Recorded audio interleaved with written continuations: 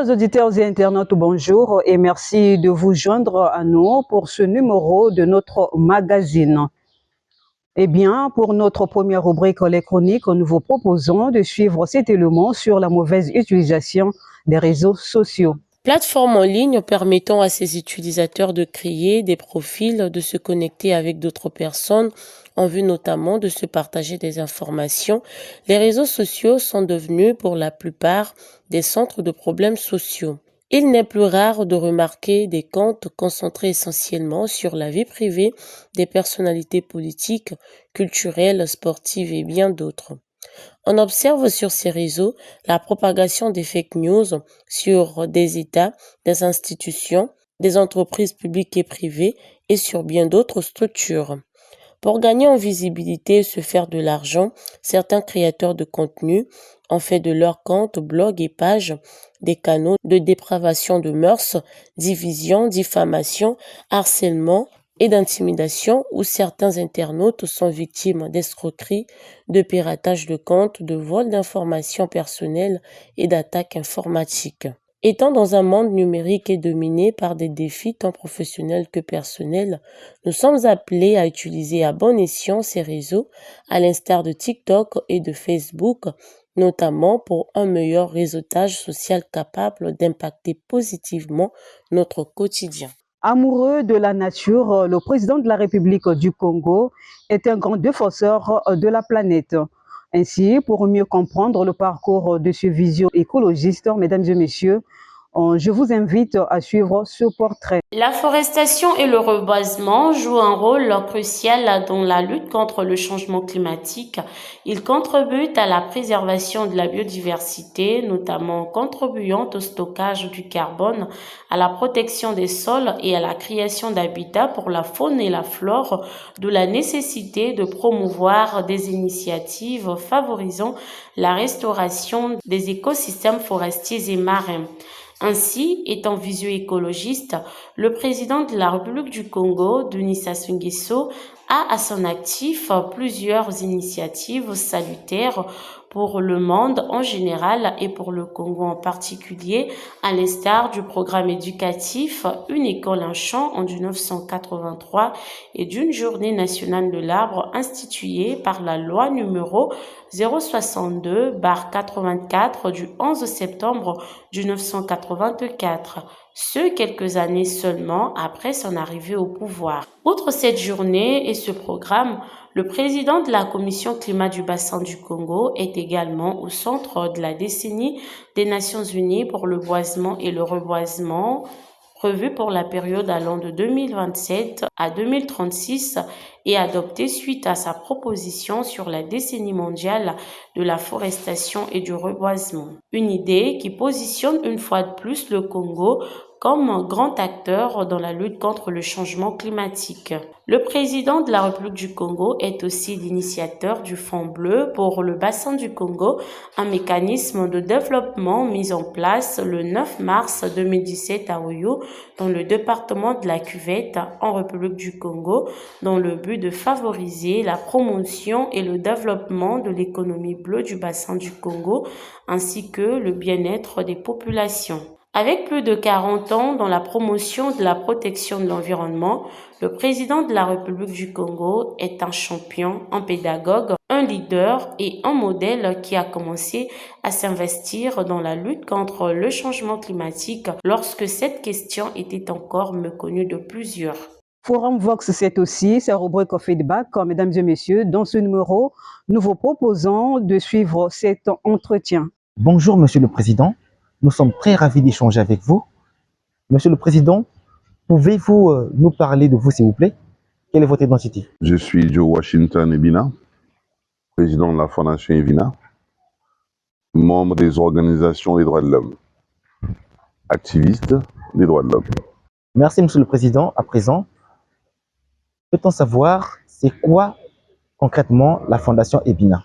La Fondation Ebina est une organisation humanitaire, caritative, philanthropique, qui travaille pour assister des personnes démunies, qui travaille également dans le cadre d'assistance en ce qui concerne les violations des droits de l'homme, Nous sommes une organisation qui existe depuis près d'une vingtaine d'années. Et donc, notre action est purement sociale.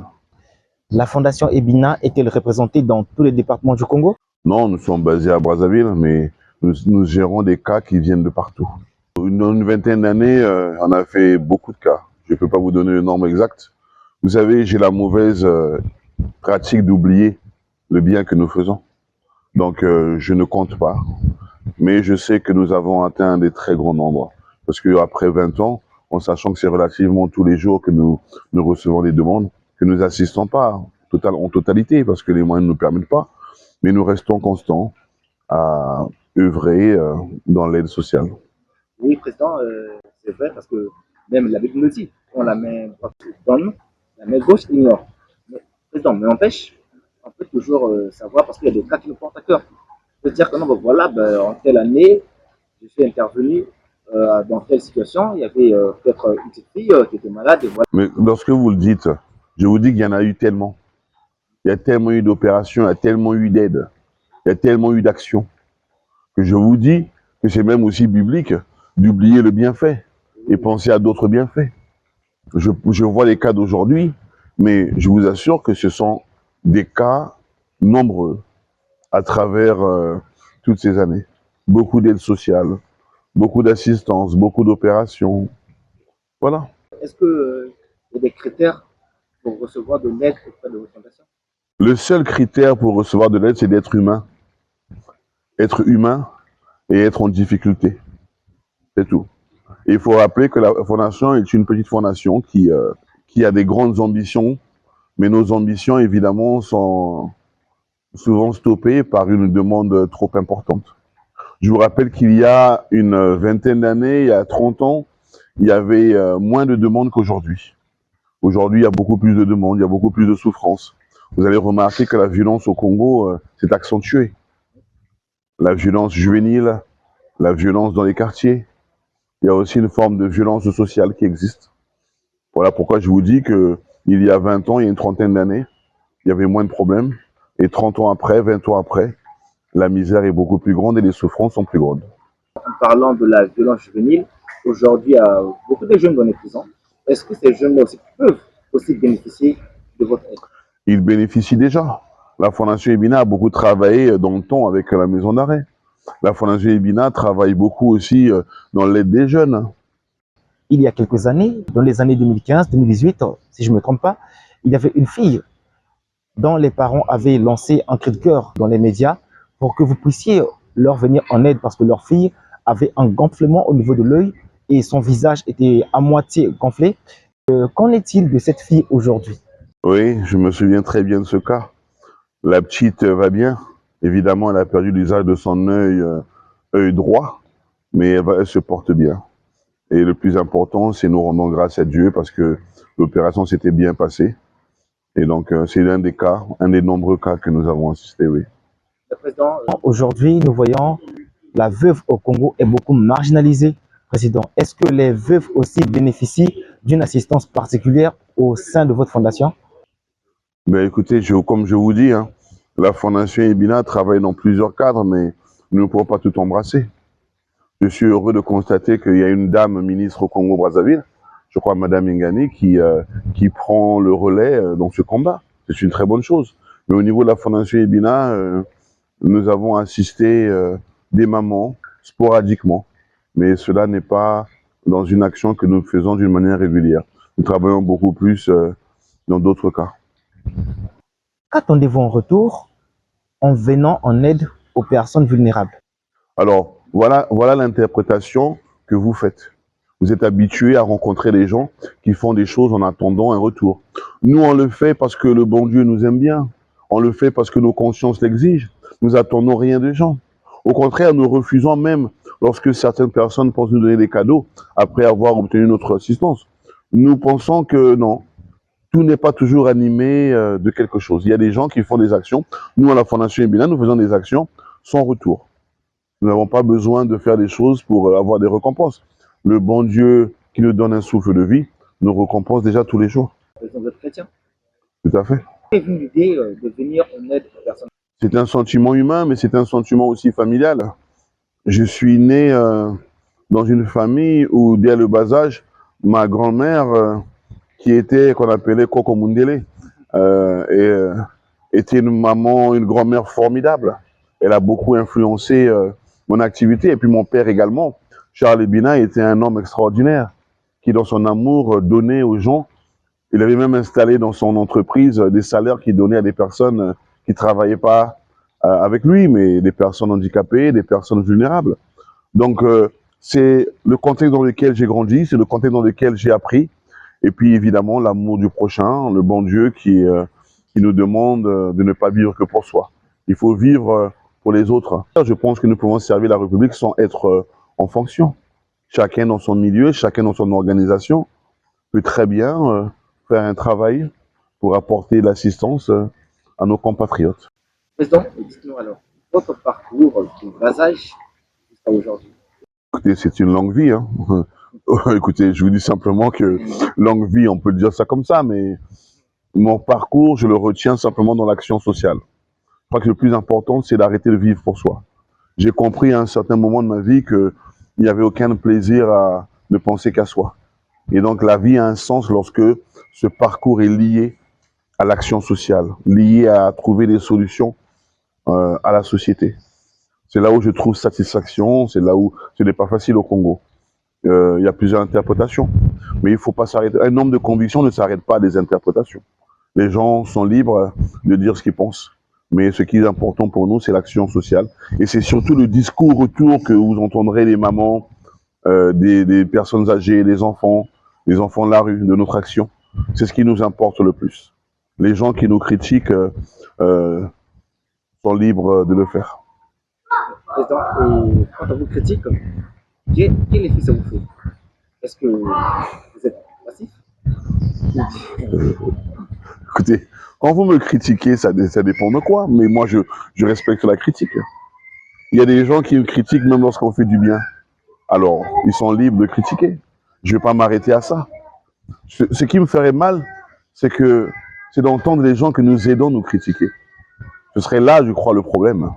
Mais si ce n'est que les gens qui nous voient de loin, ou ceux qui, pour certains, sont en fonction et ne font pas leur travail et critiquent les petites organisations comme nous, nous ne pensons pas à cela. Il faut continuer, il faut agir et laisser ceux qui veulent calomnier de le faire.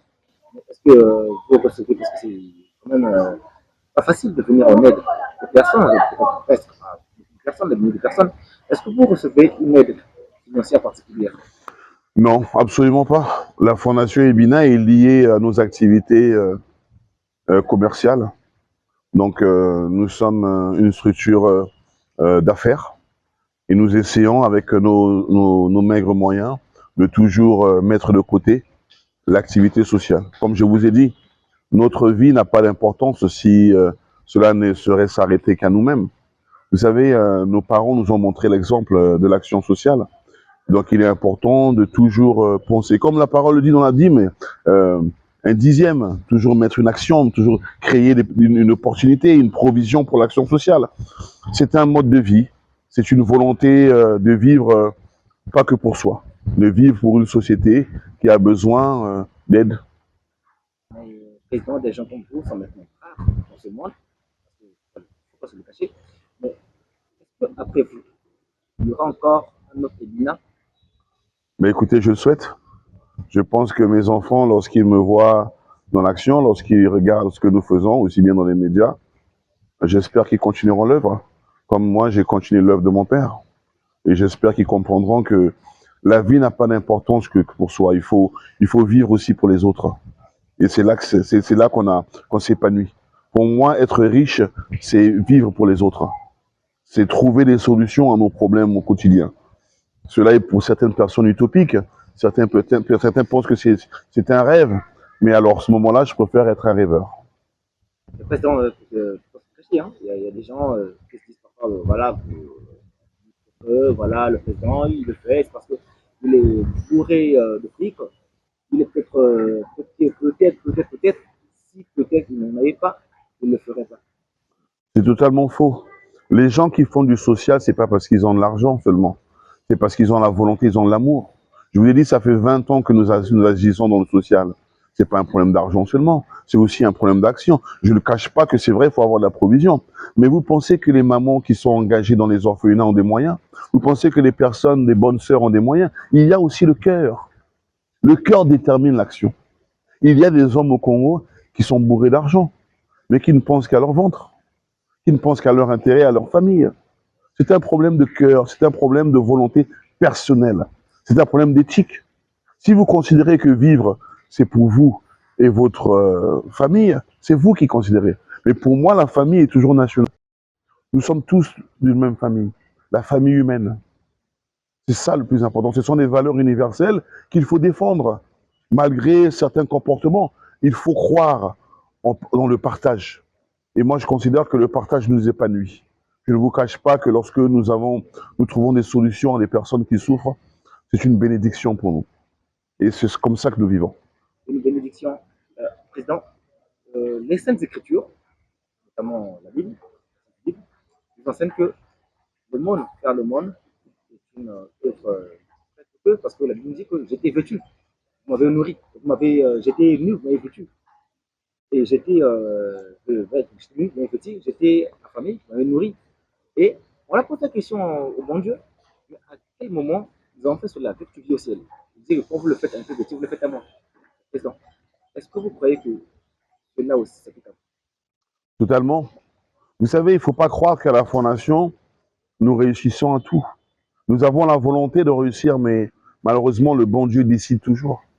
Souvenez-vous du cas du grand Charlie Noël, le grand animateur. Lorsque nous avons commencé à porter assistance, malheureusement, il est décédé après quelques temps. Mais est-ce qu'il fallait rien faire?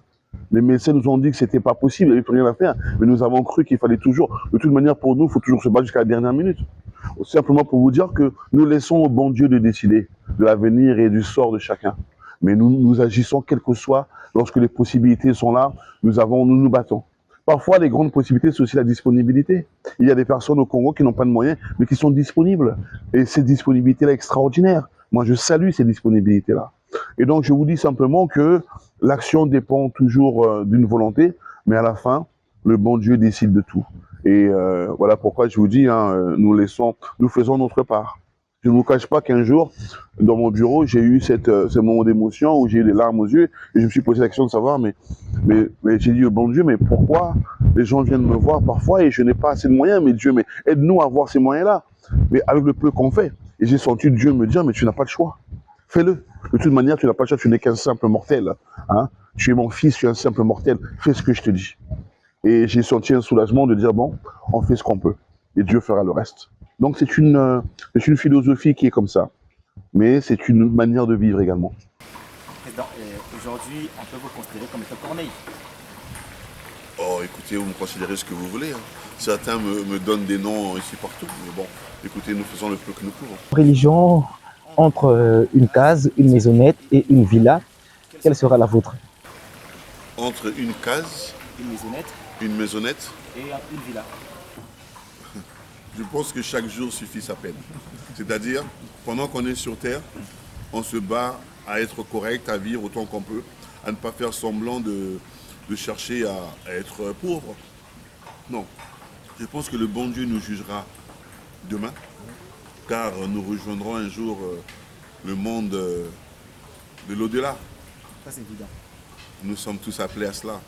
Mais aujourd'hui, luttons pour que nous laissions derrière nous le souvenir d'un petit combat.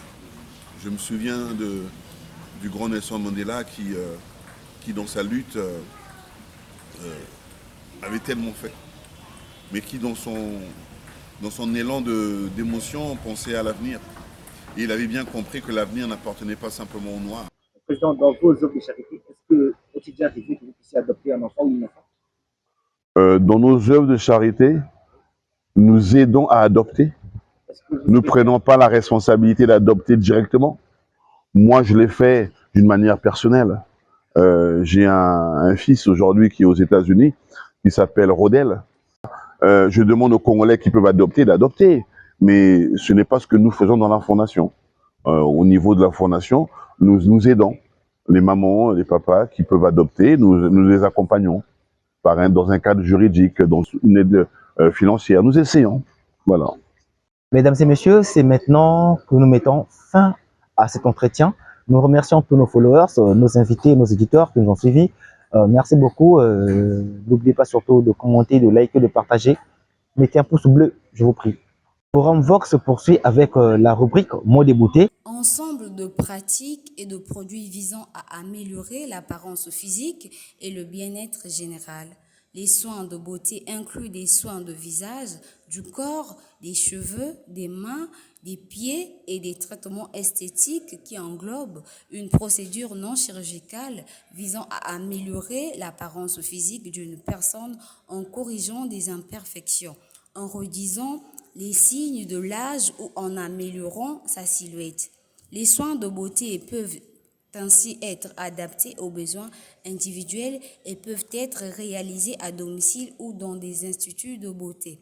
Parlons de la mode. Elle est un ensemble des aspects vestimentaires, artistiques, culturels et peut être un reflet des valeurs de la société, influencé par les tendances, les célébrités et l'industrie du textile. La mode peut aussi désigner un mode d'expression personnelle. Tout compte fait, les termes soins de beauté et mode riment bien ensemble. C'est la fin de ce magazine. Nous vous disons merci de votre aimable attention. Surtout, n'oubliez pas d'aimer, commenter et partager nos vidéos. Au revoir.